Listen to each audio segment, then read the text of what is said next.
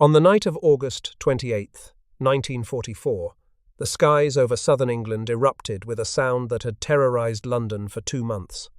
The distinctive, rasping drone of German vengeance weapons filled the darkness as nearly 100 V1 flying bombs screamed toward the capital at 400 miles per hour. Each carried an 1,870-pound warhead, packed with Amatol high explosive, enough to level an entire city block. Each represented death for anyone caught beneath its silent dive. Londoners had learned to dread that moment when the buzzing stopped, knowing the bomb was plunging earthward with only seconds until detonation. But on this night, something extraordinary happened. As the pilotless aircraft crossed the English coastline near Dover, a wall of invisible electromagnetic energy reached out to find them. Radar beams locked onto the small, fast-moving targets with precision that would have been impossible just weeks earlier. Artillery batteries opened fire, their guns automatically tracking the incoming threats without human hands touching the controls. Shells began exploding in the darkness, not striking the targets directly, but detonating at precisely the right moment to shred the flying bombs with shrapnel. One by one, the German weapons tumbled from the sky in balls of flame, their fuel loads igniting as fragments tore through thin metal skins. When dawn broke over the English Channel, the gunners counted their kills. Of 97 V1s detected that night, 90 had been destroyed before reaching London. It was a kill rate exceeding 93%, a number that would have been considered mathematically impossible just weeks earlier. The few bombs that escaped the guns fell to fighter aircraft patrolling over Kent. London, which had cowered under months of bombardment, would sleep peacefully that night. The weapon that achieved this miracle was America's most closely guarded secret after the atomic bomb. It was a revolutionary combination of 3 technologies that transformed anti-aircraft warfare overnight. A microwave tracking radar from the Massachusetts Institute of Technology, designated SCR-584, an analog computer from Bell Telephone Laboratories called the M9 gun director, and a tiny radio transmitter hidden inside an artillery shell from the Johns Hopkins University Applied Physics Laboratory, known only by the deliberately misleading designation VT for variable time. Together, these 3 inventions created a system that could detect, track, aim, fire, and detonate with precision that seemed almost supernatural. This is the story of how those technologies came together to save thousands of lives and change the course of history. To understand why this weapon system mattered, we must first grasp what it replaced.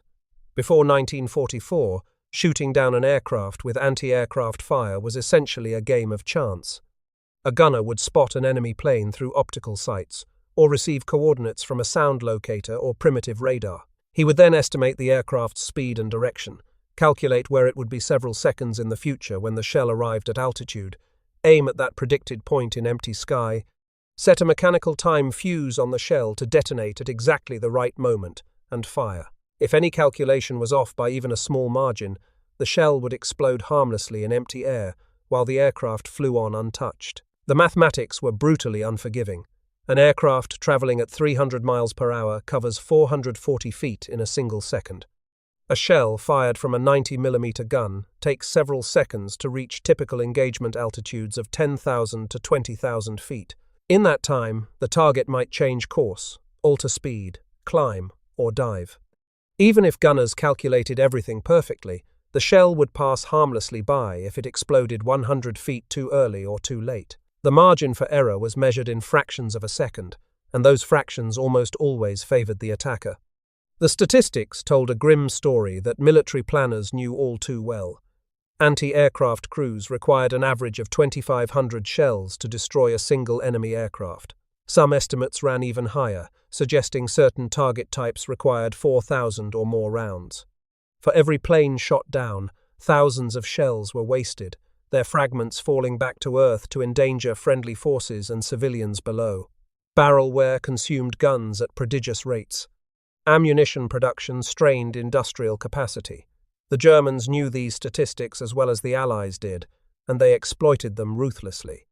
When they unleashed their V1 flying bomb campaign against Britain in June of 1944, they had every reason to believe the weapon would prove unstoppable. The V1 was unlike anything the Allies had faced before.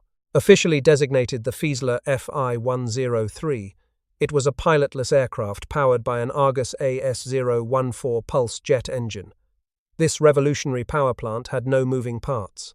It used a series of spring-loaded shutters in the intake that opened and closed approximately 45 times per second as fuel burned and exhaust expelled, producing a distinctive buzzing drone that gave the weapon its nicknames. British civilians called it the buzz bomb or the doodle bug. They learned to recognize the sound from miles away, a relentless rasping note announcing death approaching from the sky. At night, a sheet of orange flame from the exhaust was visible across the darkened countryside, tracing the weapon's path toward London like a malevolent comet. The bomb measured 27 feet 3 inches in overall length, with a wingspan of 17 feet 6 inches. It flew at speeds between 350 and 400 miles per hour, at altitudes of 2,000 to 3,000 feet. This flight profile was not accidental. German engineers had chosen parameters that fell into an awkward gap between optimal engagement zones for Allied anti-aircraft weapons.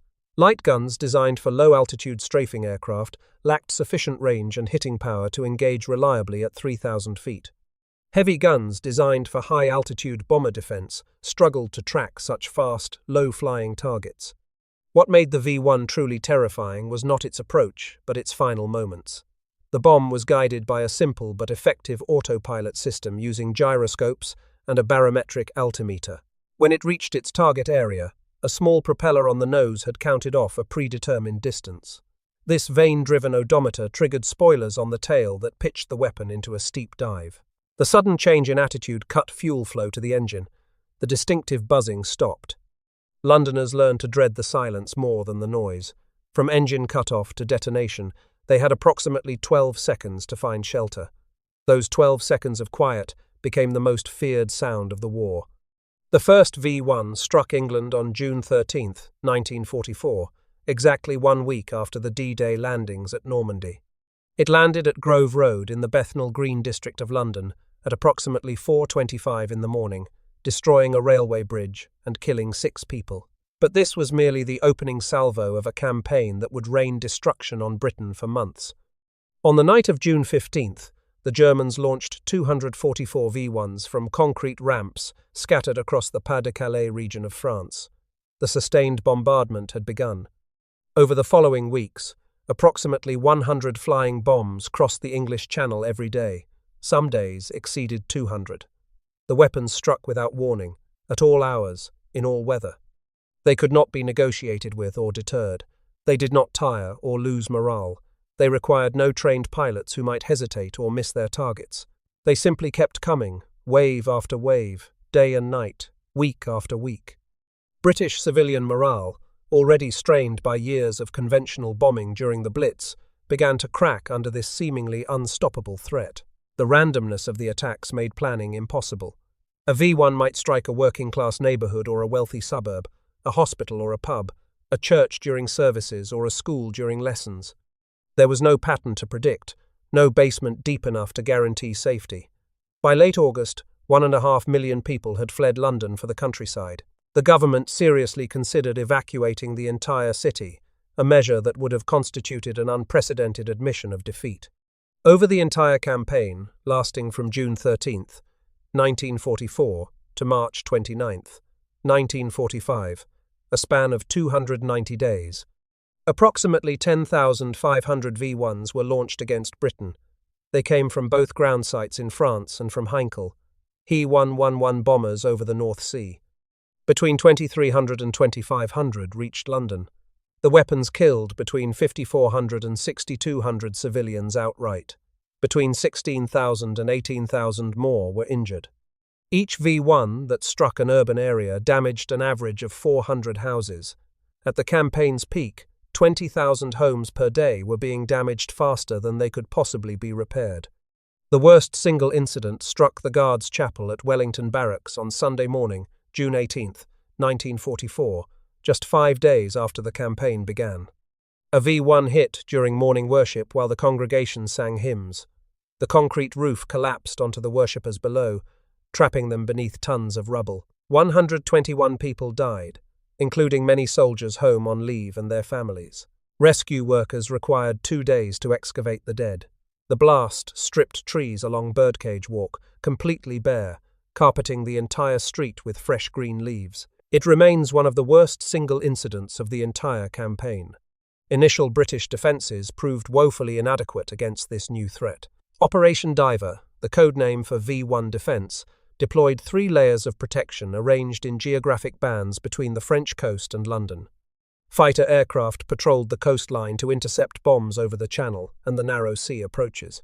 An anti-aircraft gun belt stretched across the North Downs south of London to destroy those penetrating the fighter screen. A balloon barrage surrounded London itself to snag any making it through both previous layers, tangling their wings in steel cables. In theory, this defence in depth should have been effective. Each layer would attrit the attacking force until only a manageable number reached the capital.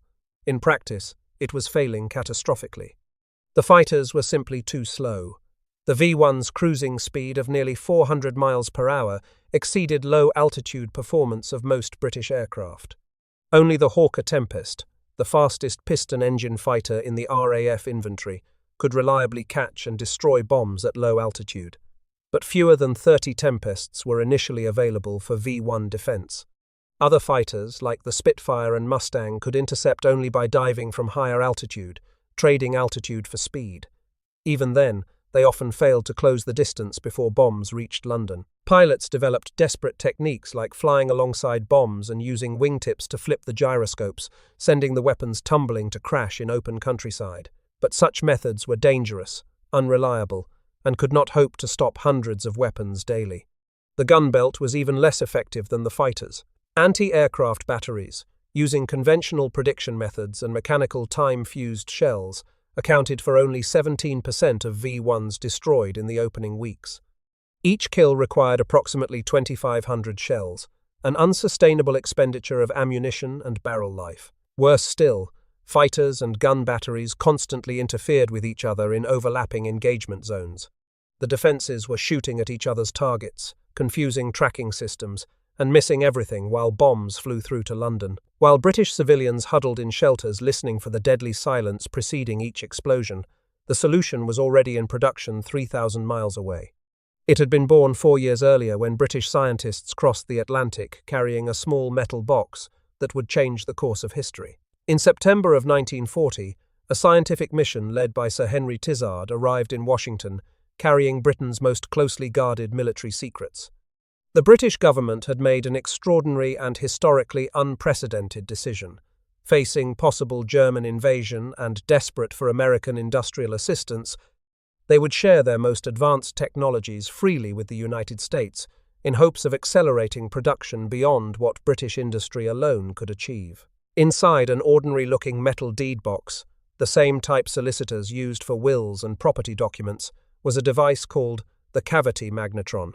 The magnetron had been invented by John Randall and Harry Boot at the University of Birmingham earlier that year.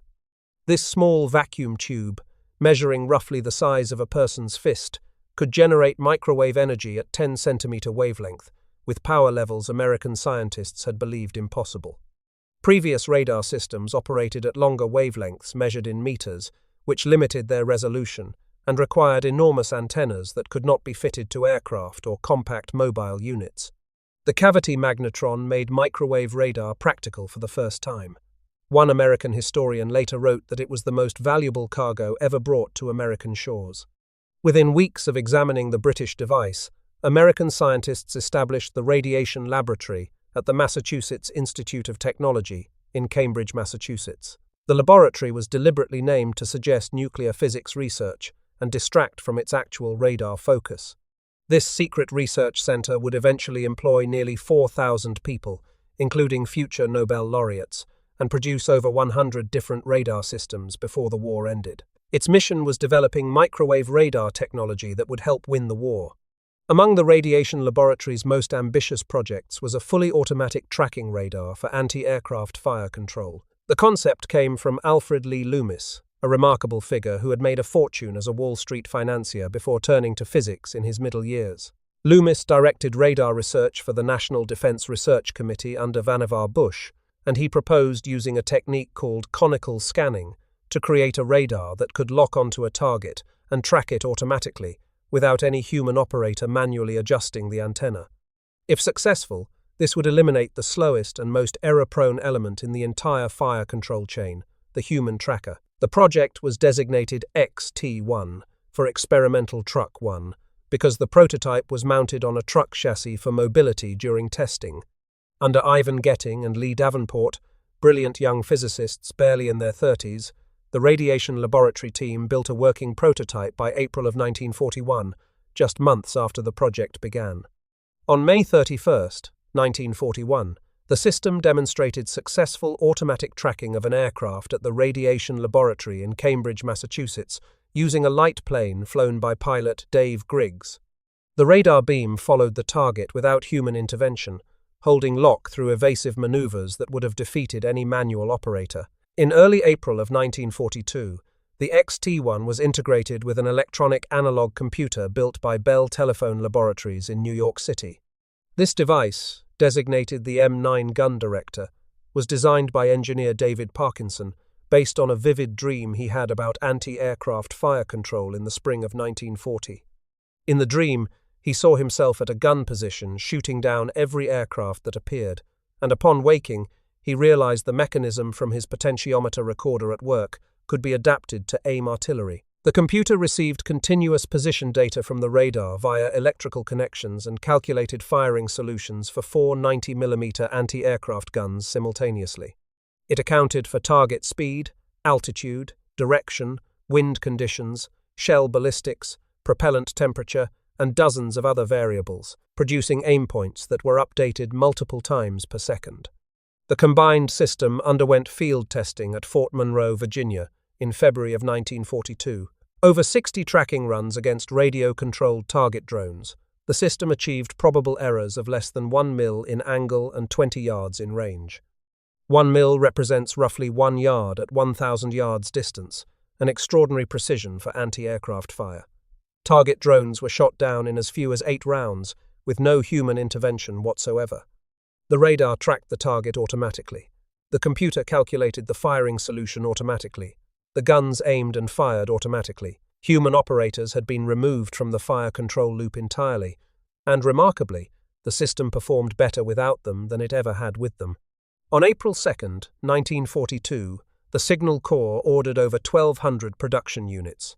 The radar was designated SCR-584. General Electric, Westinghouse, and Chrysler shared the production contracts at their facilities across the country. The first operational unit was delivered in May of 1943. By war's end, approximately 1,700 to 2,000 systems had been produced and deployed to every theater of operations. The SCR-584 was a technological marvel housed in a remarkably compact package. The entire system, including transmitter, receiver, displays, servo mechanisms, and antenna, fit on a single K-78 trailer weighing approximately 20,000 pounds. The 6-foot parabolic dish antenna could fold flat for transport, allowing the radar to move quickly by truck and deploy in the field within hours. It operated in the S-band at frequencies between 2700 and 2800 MHz, using a 2J32 magnetron, producing peak power output of approximately 250 kilowatts. The antenna could detect bomber-sized targets at ranges exceeding 40 miles and track them automatically at ranges up to 18 miles. Angular accuracy reached 1 mil, roughly 0.06 degrees. Range accuracy was approximately 25 yards. This represented 10 times better precision than the previous generation fire control radar, the SCR-268, which had required 3 manual operators constantly adjusting controls and achieved only about 1 degree accuracy, even under ideal conditions. But even the most sophisticated radar was useless if the shells it directed still required direct hits to destroy their targets. Achieving a direct hit on a fast-moving aircraft with an artillery shell remained nearly impossible even with perfect tracking. What was needed was a shell that could sense when it was close enough to damage the target and detonate itself automatically, without requiring either perfect timing or a direct impact. This was the proximity fuse, and creating it required solving engineering problems that many experts believed were fundamentally impossible. The concept of a radio proximity fuse originated with British researchers William Butemont, Edward Shire, and Amherst Thompson at the Air Defence Experimental Establishment at Christchurch in 1939 and 40. They built a small Doppler radar system that could detect when a shell passed near a reflective target, triggering detonation at the optimal moment for maximum shrapnel effect. A joint memorandum outlining their concept was submitted in May of 1940. But they harbored serious doubts about whether any electronic device could survive the extreme forces involved in being fired from an artillery piece. An artillery shell experiences acceleration exceeding 20,000 times the force of gravity at the moment of firing. It spins at 25,000 to 30,000 revolutions per minute during flight to maintain stability. It is subjected to violent vibrations, extreme temperatures ranging from freezing storage to burning propellant, and tremendous air pressures. No vacuum tube, the essential component of any radio device in that era, had ever survived such conditions. When the Tizard mission shared this preliminary British work with American scientists in September of 1940, Vannevar Bush immediately recognized its enormous potential importance.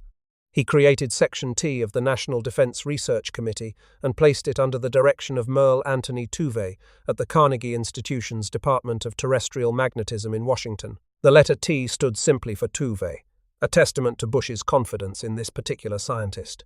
The choice proved inspired.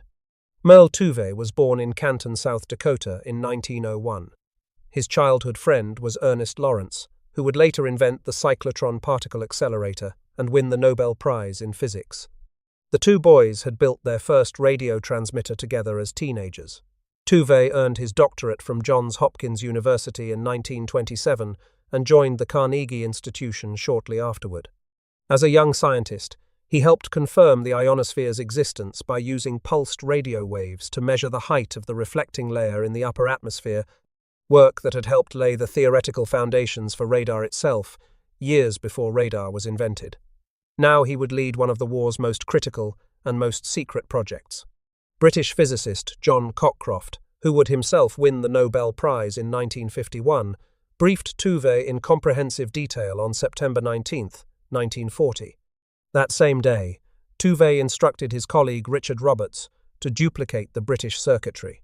It worked immediately on the laboratory bench, but making it work inside a shell fired from a gun would require years of intensive effort by hundreds of scientists and engineers.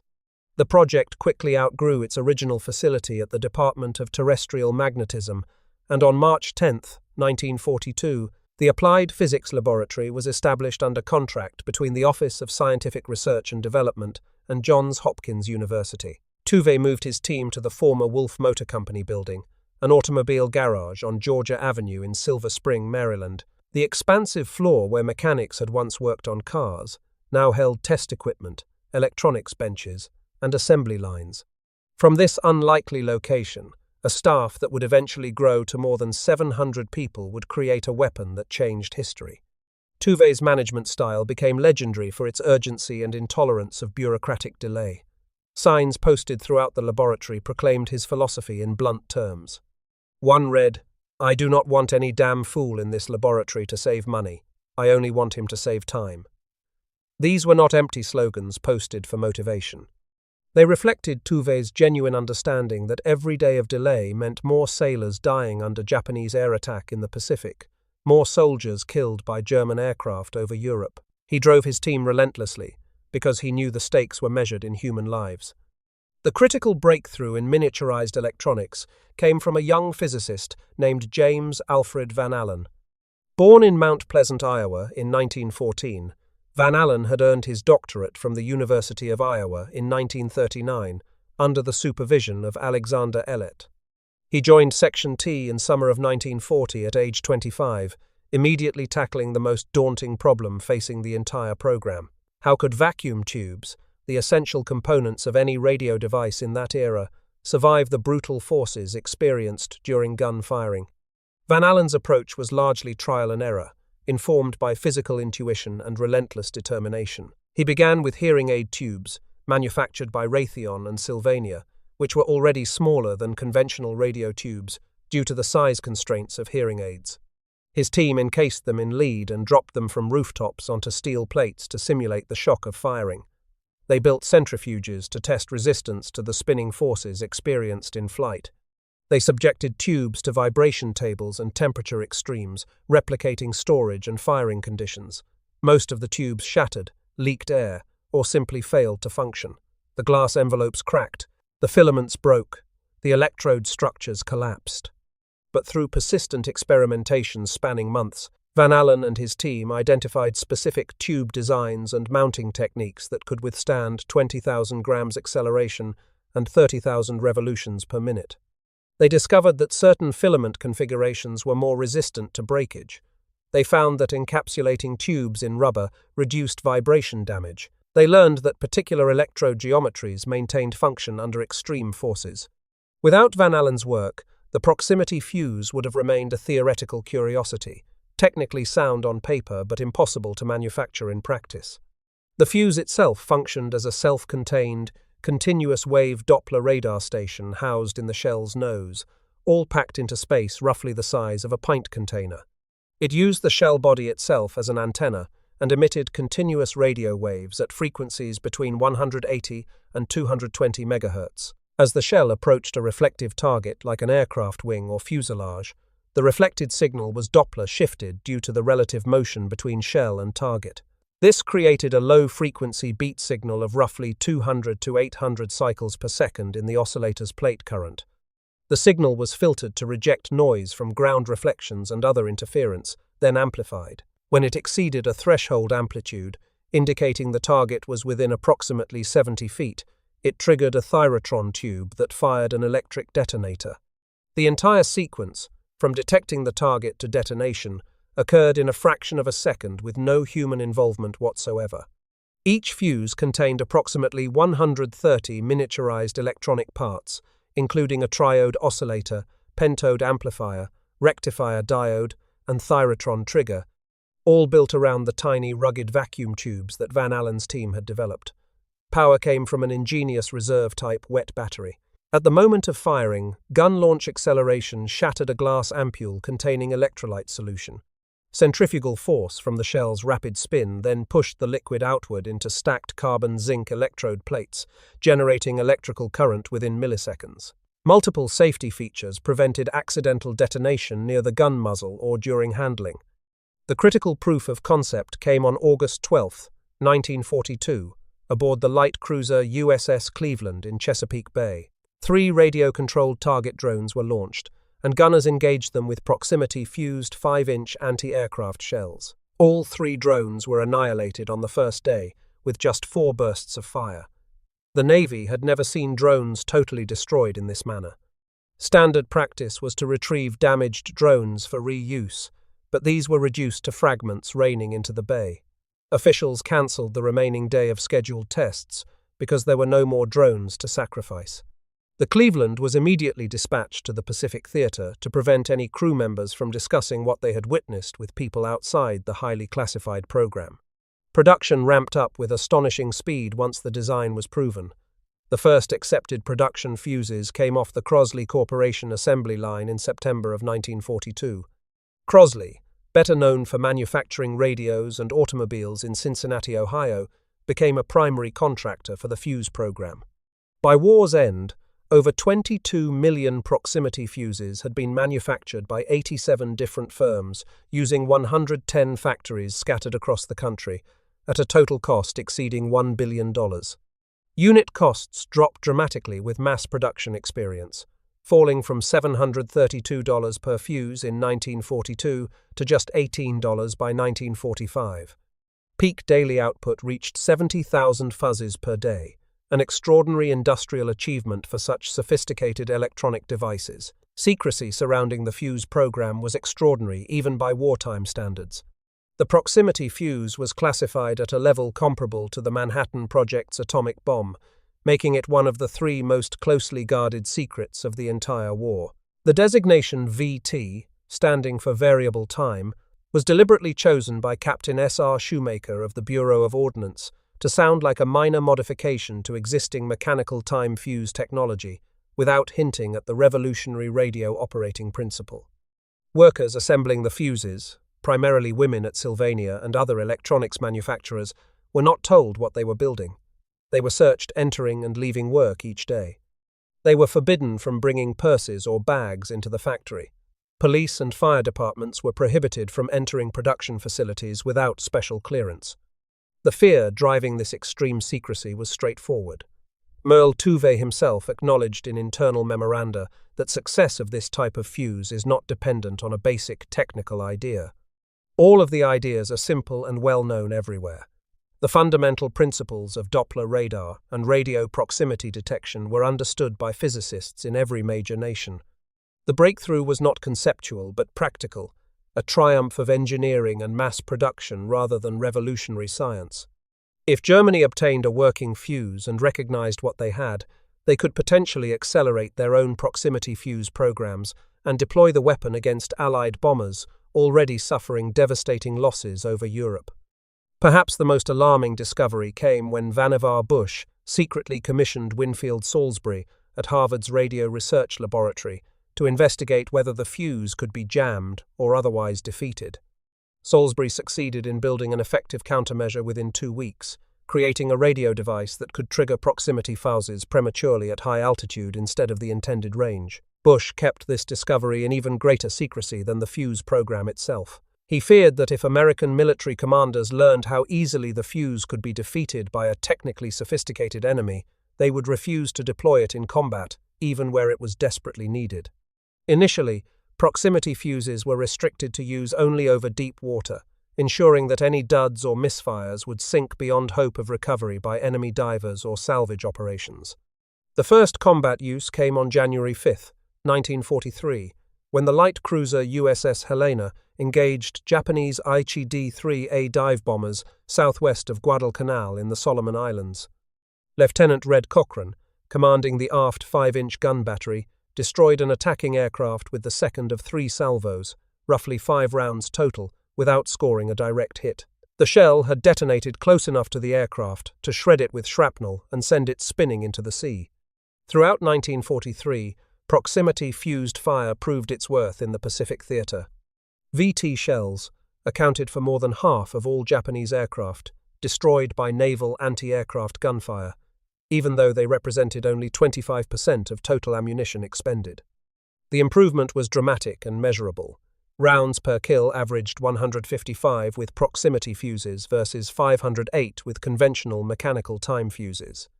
The weapon was proving itself in combat, making naval anti-aircraft fire approximately 3 times more effective. Now, in the desperate summer of 1944, 3 streams of American technological genius would converge over the English Channel to face the deadliest threat Britain had encountered since the Blitz. The SCR-584 radar from the Radiation Laboratory, the M9 gun director from Bell Labs, the VT proximity fuse from the Applied Physics Laboratory. Together, they formed what military historians have called the most effective anti-aircraft weapon system of the entire Second World War. The transformation of British defences required not just new technology, but a bold reorganisation of defensive strategy. In mid-July of 1944, Lieutenant General Sir Frederick Alfred Pyle, commander of Anti-Aircraft Command and the only British general to hold the same major command throughout the entire war from 1939 to 1945, made what one historical study later called the most courageous decision of the war in relation to V-1 defence. In just 3 days, Pyle ordered the relocation of the entire gunbelt from its positions on the North Downs to a narrow coastal strip stretching from Beachy Head on the west to St. Margaret's Bay near Dover on the east. Hundreds of heavy guns, light anti-aircraft guns, and automatic weapons were moved to new positions along the shore. Thousands of personnel worked around the clock to dig new gun pits, lay communications cables, establish ammunition dumps, and calibrate fire control equipment. This redeployment served 2 crucial purposes. First, it gave gunners clear fields of fire without interference from fighter aircraft. Under the new arrangement, fighters were assigned exclusive engagement zones over the sea and over the Kent countryside inland. Guns had a protected zone along the coast where no friendly aircraft would enter to confuse tracking or block lines of fire.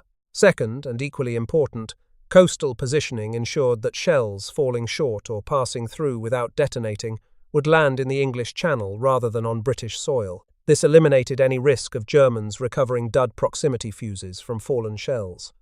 Winston Churchill personally intervened to authorize proximity fuse use over land for V1 defense, overriding previous restrictions that had limited the weapon to use over water.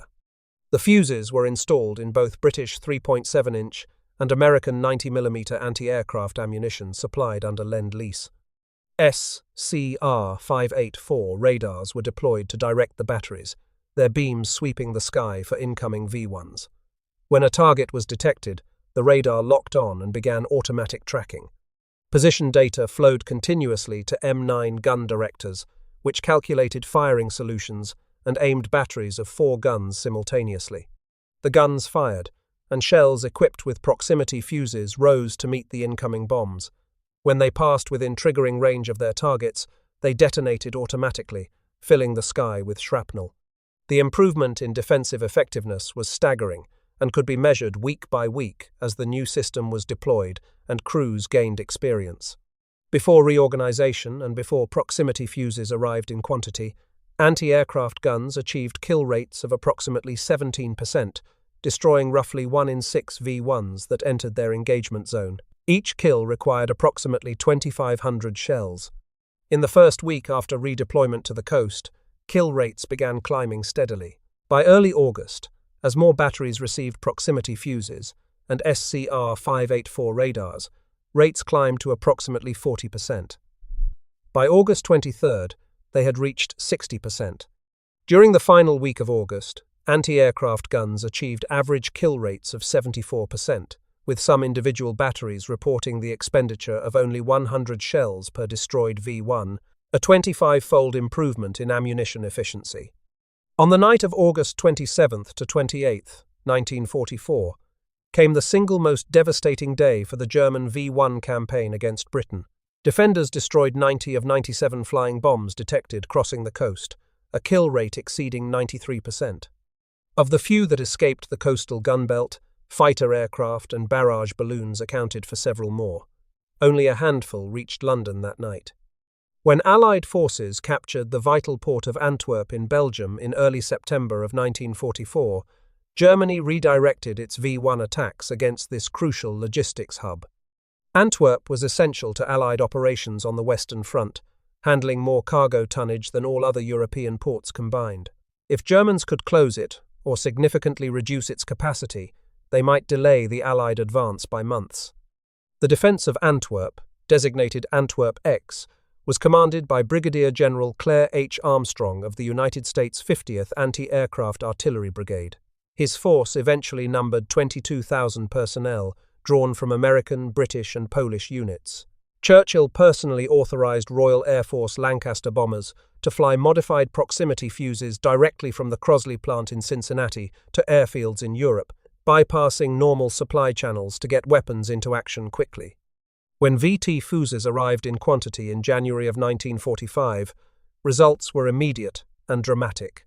A single anti-aircraft unit destroyed 48 of the first 75 V1s it engaged after receiving the new ammunition.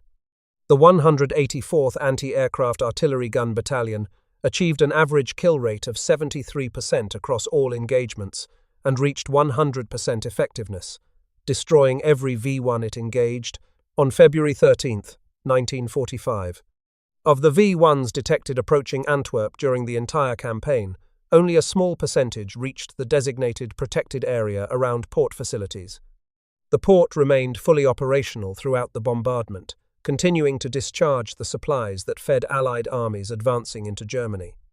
The combined radar and fuse system proved equally devastating against Japanese air attacks in the Pacific Theater, against kamikaze suicide aircraft.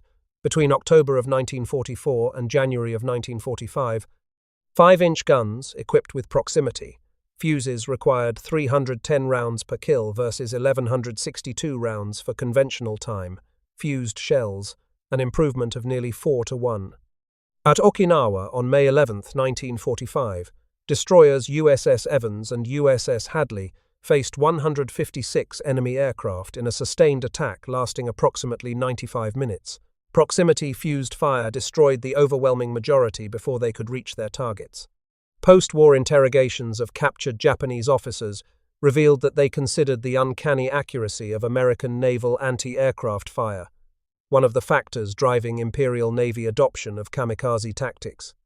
Conventional pilots could not understand how shells were destroying planes that had not been directly hit. The shells seemed to explode at exactly the right moment, regardless of evasive maneuvers. This apparently supernatural accuracy demoralized air crews and made conventional attack profiles seem suicidal. The Battle of the Bulge in December of 1944 provided the ultimate test of the proximity fuse in ground combat. On December 16th, as German forces launched their massive Ardennes offensive, Colonel George Axelson of the 406th Artillery Group used proximity-fused artillery shells without official authorization to defend the 38th Cavalry Squadron at Monschau, Belgium. 3 days later, General Dwight Eisenhower formally requested clearance for unrestricted use. By December 21st, all remaining restrictions were lifted, and 200,000 shells designated POZIT for proximity were deployed to batteries across the front. The effect against massed German infantry and armor was devastating beyond anything conventional artillery could achieve.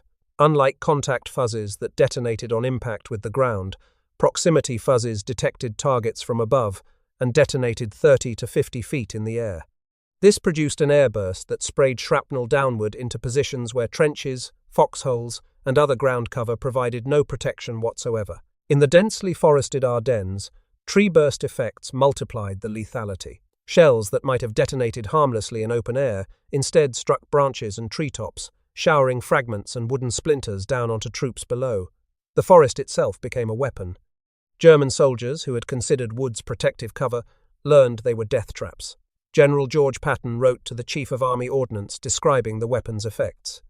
He reported that Third Army forces had caught a German battalion attempting to cross the Sauer River with a concentration of proximity-fused artillery. His letter stated that the actual body count was 702 killed in a single engagement. German prisoners captured during the Bulge called the proximity fuse barrages the most demoralizing experience they had ever endured. Perhaps the most remarkable security episode came during the Bulge when advancing German forces overran an American ammunition dump containing 20,000 proximity fuses. This was precisely the nightmare scenario that had driven years of extreme secrecy. But because German engineers had previously concluded that proximity fuses were technically impossible due to extreme G-forces experienced during gunfiring, they examined captured American shells and failed to recognize what they held. The ammunition was written off as ordinary time-fused rounds and never properly analyzed. The secret held even when it fell directly into enemy hands. Analysis of 278 aircraft, destroyed by proximity-fused projectiles, between October 1944 and August 1945, indicated only 46 would have fallen to time-fused shells, using identical tracking and fire control. This represented effectiveness of approximately 6 to 1. The proximity fuse increased overall artillery lethality by a factor of 5 to 10 compared to contact or timed fuses. James Van Allen, who solved the problem of ruggedizing vacuum tubes for gun launch, went on to a career that shaped understanding of the space environment. In 1958, he designed radiation detection instruments carried aboard Explorer 1, America's first successful orbital spacecraft. Those instruments discovered the radiation belts that now bear his name. He met his wife, Abigail Fithian Halsey, while both worked at the Applied Physics Laboratory during the war. They married on October 13, 1945. He received 4 Navy battle stars for service testing proximity fuses aboard warships in the Pacific. Women who assembled proximity fuses performed one of the war's most vital yet invisible tasks. At the Sylvania plant in Ipswich, Massachusetts alone, workers assembled more than 5,600,000 fuzzes, the highest output of any single facility in the program. Hundreds of women in factories across America hand-assembled 130 delicate components per fuse, straining their eyes over miniaturized parts day after day, never knowing what they were creating or why their work was important. Julius Rosenberg stole a working proximity fuse for Soviet intelligence, part of the espionage that led to his execution in 1953. Soviet copies of the SCR-584 radar, produced from plans obtained through espionage networks, equipped Warsaw Pact air defenses for decades. Merle Tuve received the Presidential Medal for Merit for leadership of the fuse program. He was made honorary commander of the Order of the British Empire in 1948. His personal papers, filling more than 400 archival boxes, are preserved at the Library of Congress in Washington. The Applied Physics Laboratory, established as a temporary wartime entity to produce a single weapon, became permanent after hostilities ended and grew into one of America's largest university-affiliated research centers. Secretary of the Navy James Forrestal summarized the proximity fuze's impact directly. "Without protection, this ingenious device gave surface ships of the fleet," he stated. "Our westward push could not have been so swift, and cost in men and ships would have been immeasurably greater." Technologies from this program spawned military descendants for decades. Van Allen's miniaturized electronics for artillery shells directly informed design of instruments small and rugged enough to survive rocket launch into space. The SCR-584 radar led to increasingly sophisticated fire control systems for anti-aircraft guns and guided missiles. Staff at the Radiation Laboratory coined a phrase defining the war's technological hierarchy. They declared the atomic bomb ended the war, but radar won it. The proximity fuse deserves recognition as the third member of that triumvirate, equal in importance if less publicly known. Today, a cutaway proximity fuse is displayed at the Smithsonian National Air and Space Museum in Washington, its intricate components visible through clear plastic housing. An SCR-584 radar has been restored and exhibited at MIT Lincoln Laboratory, successor to the Wartime Radiation Laboratory. General Sir Frederick Pyle, whose bold decision to relocate the gun belt made defensive victory possible, reflected that it was the proximity fuse which made possible 100% success of some engagements. He understood courage alone was never enough against flying bombs. What his gunners needed were better tools. What makes this story remarkable is convergence at a moment of desperate need. Microwave radar from MIT, analog computing from Bell Labs, miniaturized electronics from Johns Hopkins.